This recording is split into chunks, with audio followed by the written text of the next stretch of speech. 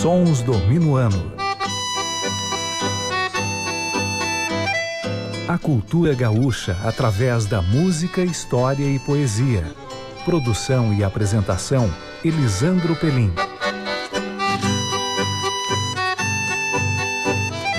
Sons do Minuano, domingo às 11 da manhã.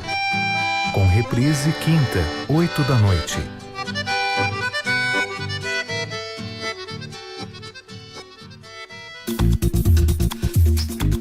UEL-FM 107,9, emissora educativa da Universidade Estadual de Londrina. Site uelfm.uel.br. UEL-FM. Música e informação em movimento.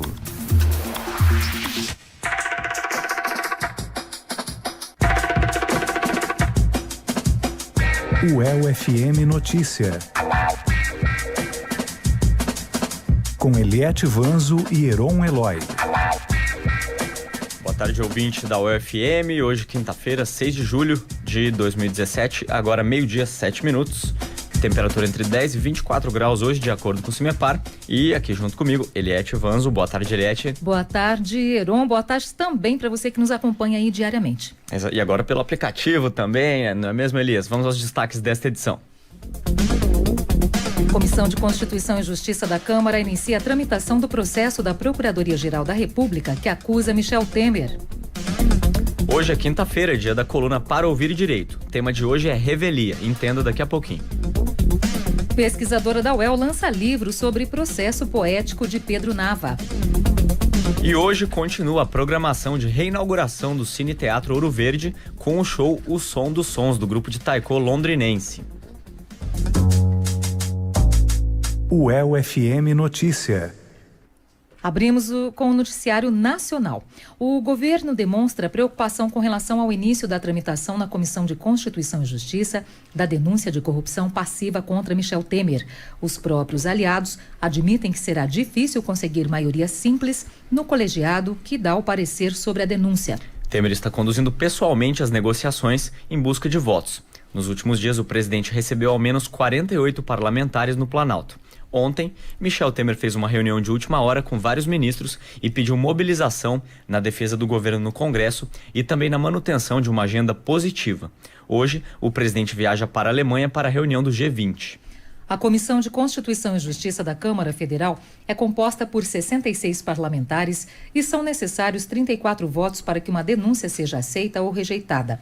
Placar apurado pelo jornal Estado de São Paulo mostra que hoje o governo tem 6 votos declarados de apoio contra 17 deputados da base aliada que declararam votar favoravelmente à aceitação da acusação contra Michel Temer. Ou seja, nem na base aliada o governo está tendo muito apoio. E caso a acusação feita pela Procuradoria-Geral da República seja aceita pela Comissão de Constituição e Justiça, a votação vai para o plenário da Câmara dos Deputados, onde o governo tem que conseguir 172 votos para que não seja julgado pelo Supremo Tribunal Federal. A preocupação dos governistas é de que um parecer favorável à investigação crie um efeito cascata na votação aberta para todos os deputados, o que pode comprometer o Planalto.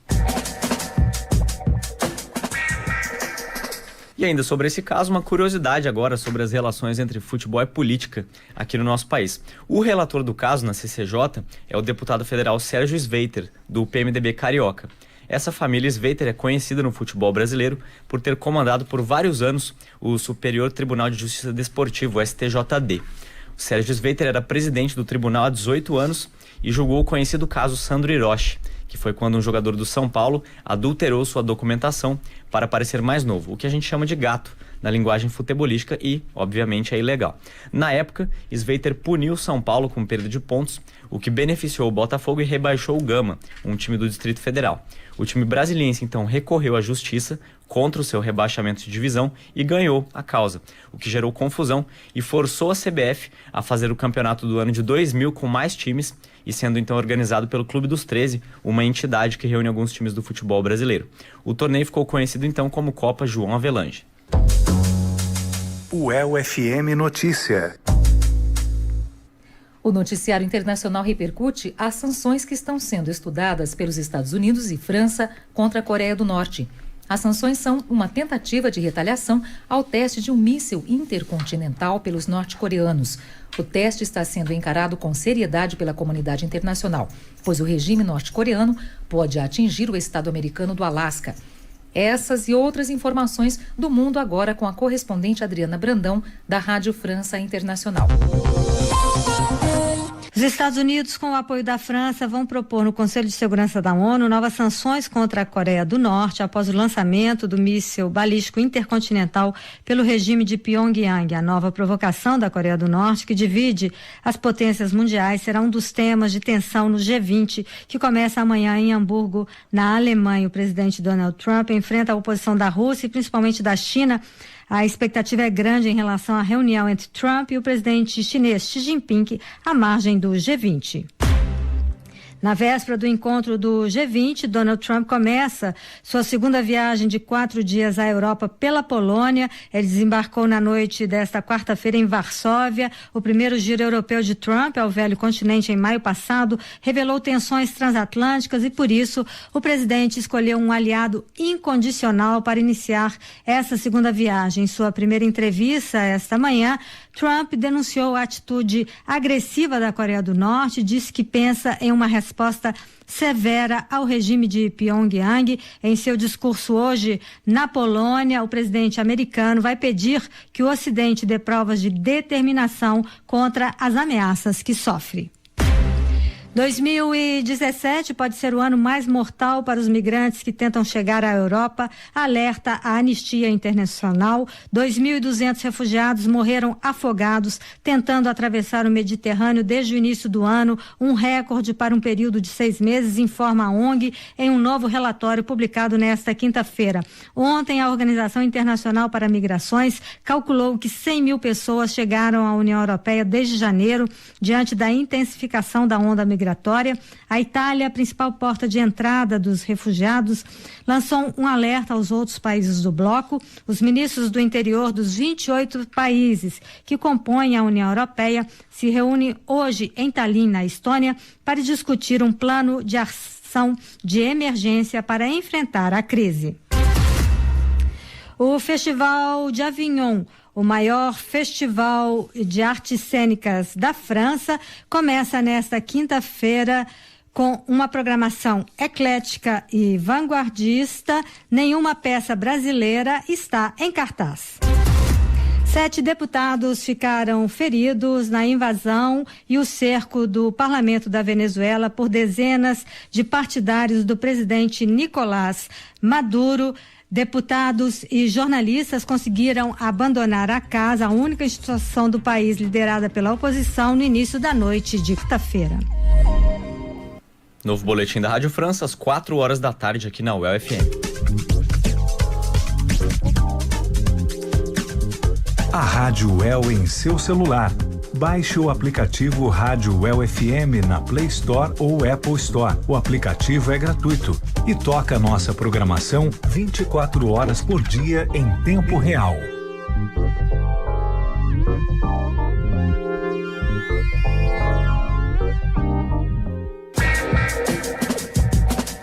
Você está ouvindo o UEL FM Notícia. Notícias da Universidade, Londrina, Brasil e Mundo. 12h15, hoje, na coluna Para Ouvir Direito, o assunto é revelia.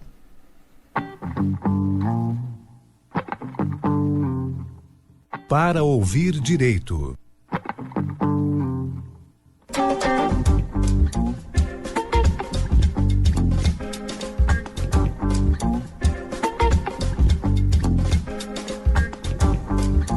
Todos nós estamos sujeitos a sermos processados, assim como temos também o direito de nos defendermos perante a justiça. Mas e se eu for processado e não apresentar defesa, o que pode acontecer? O assunto de hoje é revelia, e quem conversa com a gente é o professor especialista em Direito Civil e doutorando em Direito Processual Civil, Rafael Pita. Professor, o que significa o termo revelia? A revelia ocorre quando uma parte dentro de uma ação deixa de dar uma resposta. Ela é chamada para uma ação, para ser ré em uma ação, e ela não responde. Mas a parte que está sendo processada, ela é obrigada a se apresentar no processo? Em tese, isso é um direito que ela tem. Então, ela abre mão de apresentar uma resposta e então faz com que tudo que tenha sido dito pela outra parte passe a ter uma certa presunção de ser verdade. Qual o princípio que está por trás desse direito que a parte tem de se apresentar no processo? É o princípio do contraditório. Ele diz que todas as vezes que uma parte fala uma coisa para o juiz, a outra parte também tem chance de dizer se aquilo é ou não é verdade.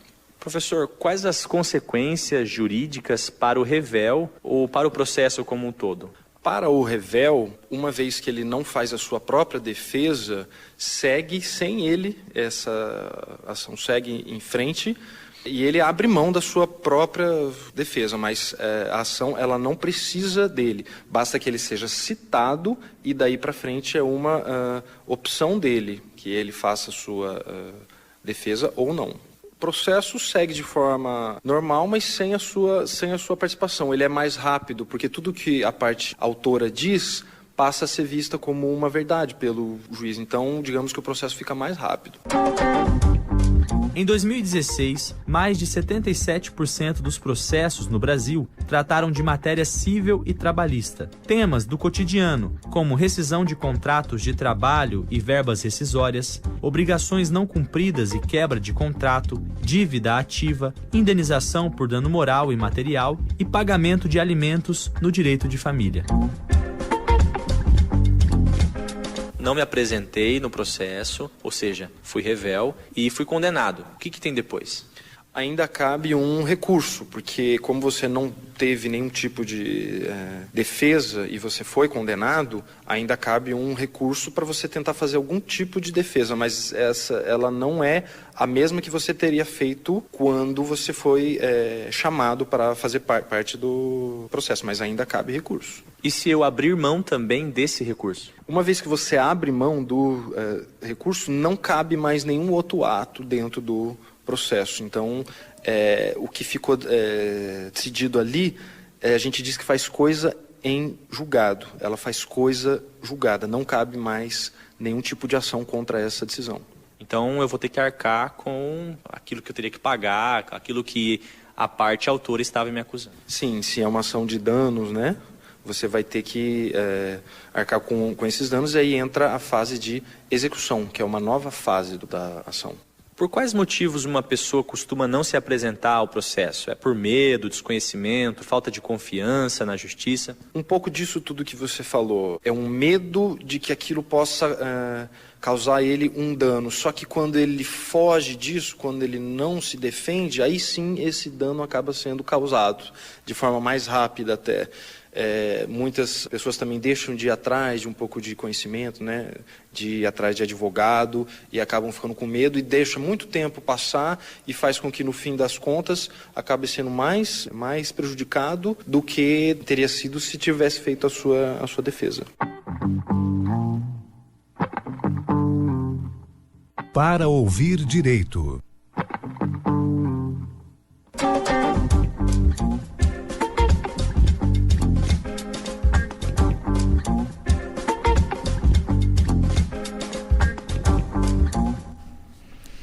A coluna Para Ouvir Direito tem produção e edição do estagiário Fernando Bullhorn, com supervisão do Núcleo de Jornalismo da UEL-FM. E para quem não tem advogado ou quer obter mais informações sobre como proceder, uma opção é o Escritório de Aplicação de Assuntos Jurídicos da UEL. O telefone é o 3324-4867, 3324-4867. O endereço é Rua Brasil, número 742. 12:20, falar um pouquinho da política local agora. A sessão da Câmara de Londrina hoje, né, será marcada pela votação da comissão processante, que pode levar à cassação do vereador Boca Aberta, do Partido Republicano. No entanto, a defesa do vereador Emerson Petrive, né, que é mais conhecido como Boca Aberta mesmo, entrou com um mandado de segurança na Justiça, pedindo a suspeição de 5 vereadores durante a votação de admissibilidade ou não do processo nessa quinta-feira. A justificativa da defesa do Boca Aberta é que Os 5 vereadores teriam questões que impediriam a participação na votação, pois todos têm processos contra a boca aberta e existiria uma dúvida se eles seriam imparciais ou não na votação. Os 5 vereadores citados, então, que teoricamente não poderiam votar, segundo a defesa do Boca Aberta, seriam Jamil Janene, Júnior Santos Rosa, Roberto Fu, Rony Alves e Wilson Bittencourt. Segundo a análise feita pela Procuradoria Jurídica da Câmara de Londrina, Miguel Aranega Garcia, não haveria impedimento de nenhum vereador para essa votação. Isso porque não partiu dos parlamentares a denúncia contra a Boca Aberta. A leitura da denúncia será a primeira pauta da sessão de hoje da Câmara de Londrina. Na sequência, a Boca Aberta terá 15 minutos para fazer sua defesa, né? E para ser aberta essa comissão processante, que pode levar à cassação do vereador do Partido Republicano, são necessários 13 dos 19 votos dos parlamentares da Câmara de Londrina, ou seja, 2/3 da legislatura atual.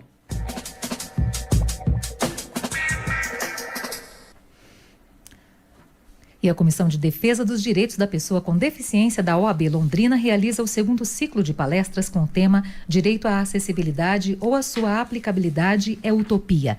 Ricardo Souto, da comissão organizadora, explica a iniciativa. A proposta do nosso evento é trabalhar temas relativos à defesa da pessoa com deficiência, em questão da acessibilidade, em questão da inserção dessas pessoas na sociedade, nos meios culturais, na educação, e vamos discutir das mais variadas áreas a proteção da pessoa com deficiência. São 4 mesas de debates, 2 mesas em cada um dos dias, com um presidente de mesa, mais 3 debatedores, que vão debater cada um na sua perspectiva, na sua especialidade, no direito civil, no processo civil, no direito tributário, previdenciário, na pedagogia, administração, no ambiente de trabalho. Cada um, na sua perspectiva, vai discutir a causa da pessoa com deficiência. O evento teve início ontem e segue hoje com palestra a partir das 7 horas da noite com o tema Acessibilidade, Avanços Legais e Direito Tributário. Ricardo Souto comenta a programação. Teremos a palestrante Aline Cardim, que é membro da Associação Mundial de Justiça Constitucional, vai ser a palestrante final do nosso evento. Teremos o desembargador do Tribunal Regional do Trabalho, 9ª Região, que é o Dr. Ricardo Tadeu Marques da Fonseca, que é o primeiro juiz cego do Brasil, hoje desembargador, foi representante do Brasil perante a ONU já por 2 vezes, é um dos fenômenos em defesa da pessoa com deficiência, mesmo porque ele é uma pessoa deficiente, né? É o primeiro juiz cego do Brasil, que hoje é desembargador, com certeza representa muito bem o Brasil no cenário internacional. Ainda há vagas para quem tiver interesse em se inscrever. Para mais informações, os telefones de contato são 999517148 e 32945900.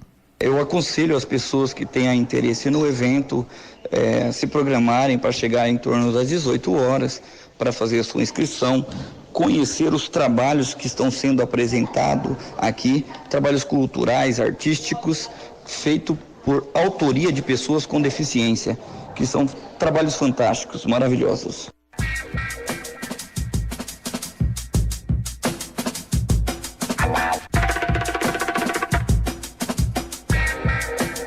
UEL-FM Notícia. 12:24. Vamos falar agora da reinauguração, da programação de reinauguração do Cine Teatro Ouro Verde, né? Após 5 anos aí fechado, temos de volta esse importante palco da cultura local. Na programação de hoje, teremos a apresentação de Taiko. Para quem não conhece, são os tambores japoneses. O show começa às 7h30 da noite e você vai entender um pouco mais agora sobre essa cultura com Gabriela Mendes.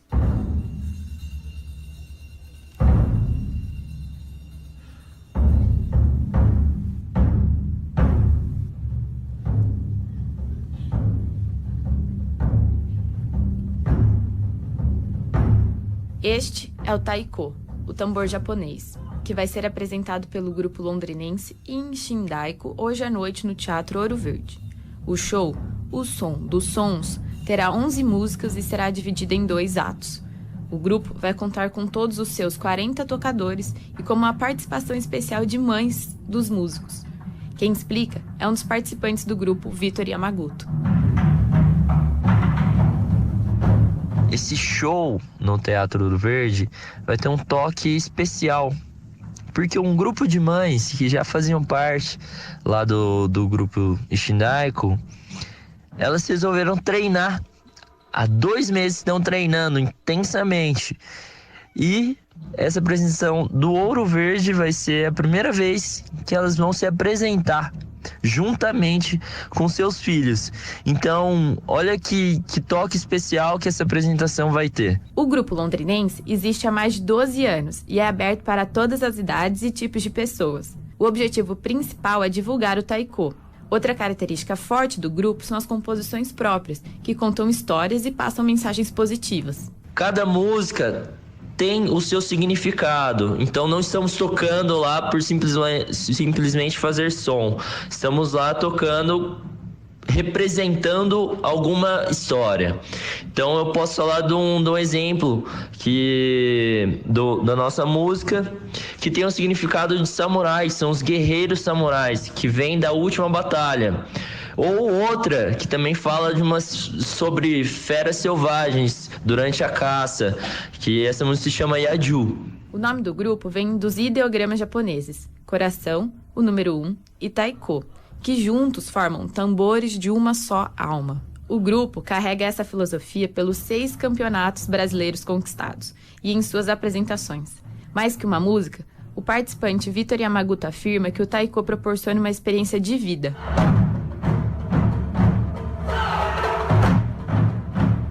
Mas eu posso falar por experiência própria. Faz 12 anos que eu faço parte desse grupo. Já conseguimos viajar para os Estados Unidos recentemente. Para os Estados Unidos, Japão, Argentina, ali da região, Buenos Aires, Salvador, entre várias outras regiões aqui no Brasil.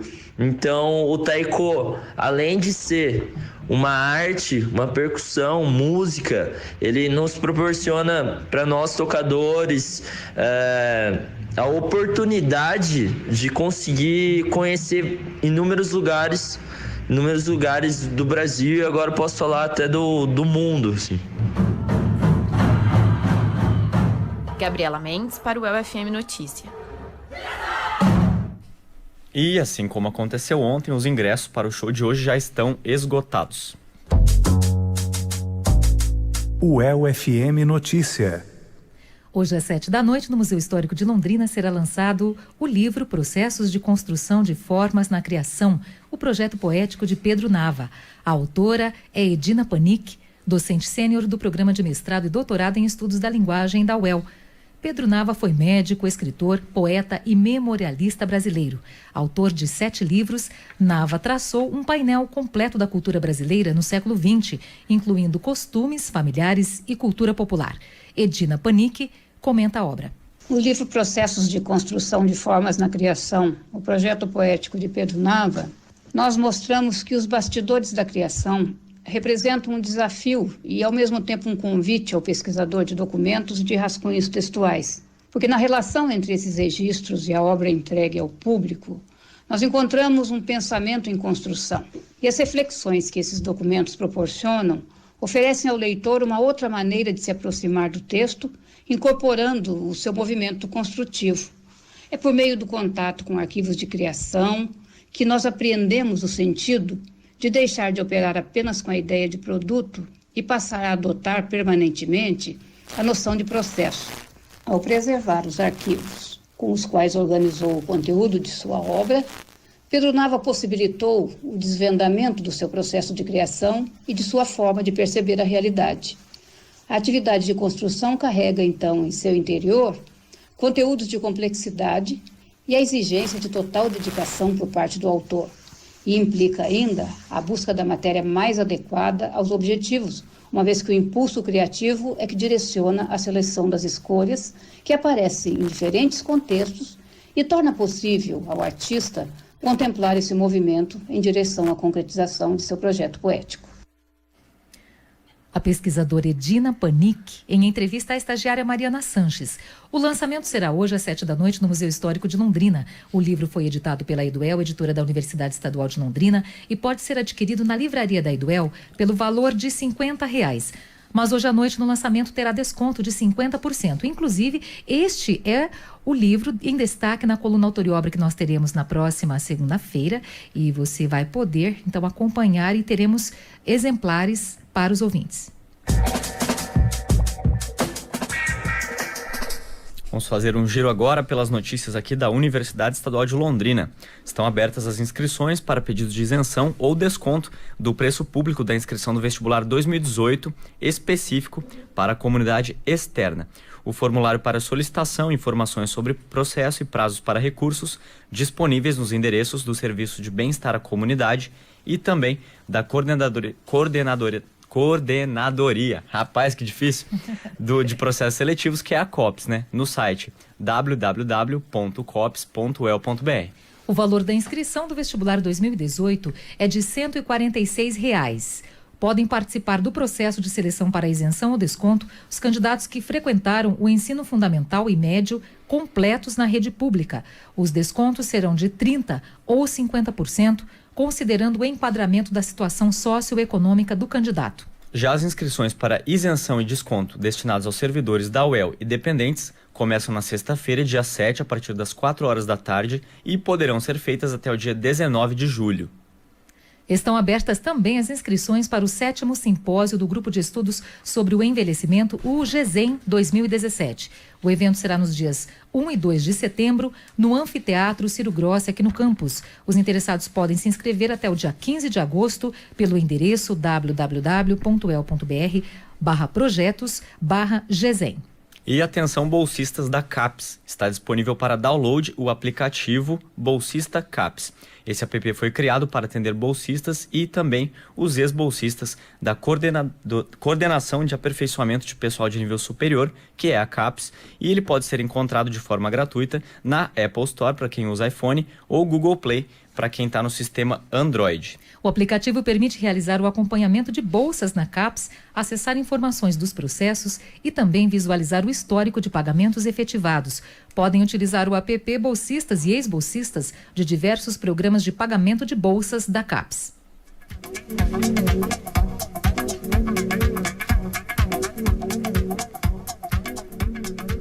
Meio-dia, 33 minutos, o FM Notícia de hoje fica por aqui.